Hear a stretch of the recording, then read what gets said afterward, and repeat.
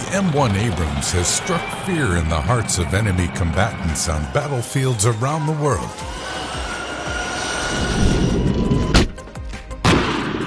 Here's how this mammoth machine gained its reputation as the world's best tank. The M1 Abrams was initially introduced in 1980, named after General Creighton Abrams, a prominent commander of military operations during the Vietnam War. The M1 was created to give its users unparalleled levels of dominance on the field. It has main guns that can shoot projectiles up to 4.7 inches in size, extremely rigid armor fitted with extra layers of steel and depleted uranium, and Caterpillar tracks powered by gas turbine engines. The M1 Abrams is not only a platform of destruction, but also one of technological innovation. It went on to see two subsequent iterations, the M1A1 and the M1A2. Each iteration was heavier and slower, but also fitted with far more powerful armaments and advanced technology. All three designs still continue to see use in theaters of war around the world today. The M1 Abrams is not just incredibly tough, it's also surprisingly mobile given its size and weight. Much of this could be attributed to its treads, continuous steel plates linked together with chainmail. The treads allow the M1 to traverse all sorts of terrain that normal tires would find impossible, such as extremely steep inclines and even crevices in the ground. This is to ensure that no target would be safe from its onslaught. So how do the treads work? Nicknamed Caterpillar treads, they are wrapped around a set of 7 road wheels on both sides of the M1 and are powered by drive sprockets. These drive sprockets were the only wheel directly powered by the M1's unique engine. Instead of a regular gas piston engine, the M1 Abrams is powered by a low-weight, high-powered gas turbine engine, which could burn a variety of fuels. With these tanks regularly clocking in at over 60 tons, they definitely need a substantially powered engine to effectively carry all that load. The gas turbine engines enable the tanks to reach speeds of up to 45 miles per hour, despite their massive weight. They also sport a 265-mile range, thanks to a 500-gallon fuel tank.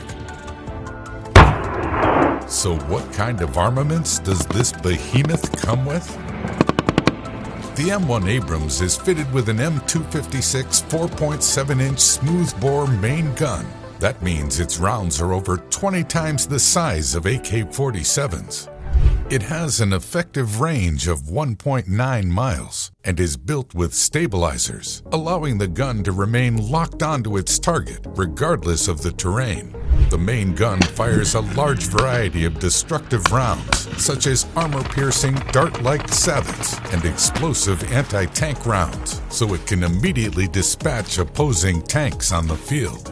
A new advanced multi-purpose round is also in development by the military, which can destroy any obstacles in the M1's path, deter anti-tank guided missiles, and breach stout bunker defenses. Thanks to onboard networking technology on the tank and round, gunners can detonate these explosive shells remotely, bolstering the M1's already precise munitions capabilities. Aside from its main gun, the M1 comes with up to 3 more conventional machine guns for anti-personnel purposes. These are mounted on top of the main gun, and crew members access them from their respective hatches. The M1 also comes with 2 6-barreled M250 smoke grenade launchers to make it hard for enemies to see the tank during combat.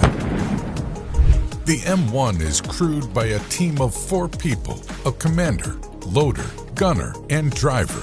The commander, responsible for guiding the tank toward mission objectives, is located in the turret basket, along with the loader and the gunner. The loader is responsible for loading the gun, and then the gunner guides it towards its intended target using the onboard fire control computer.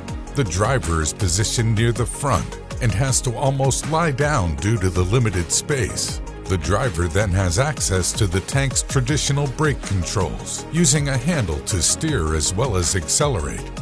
The M1 and its variants have been employed by 8 different countries for their land-based skirmishes. Production for new models continues to this day, over 40 years after its debut on the battlefield.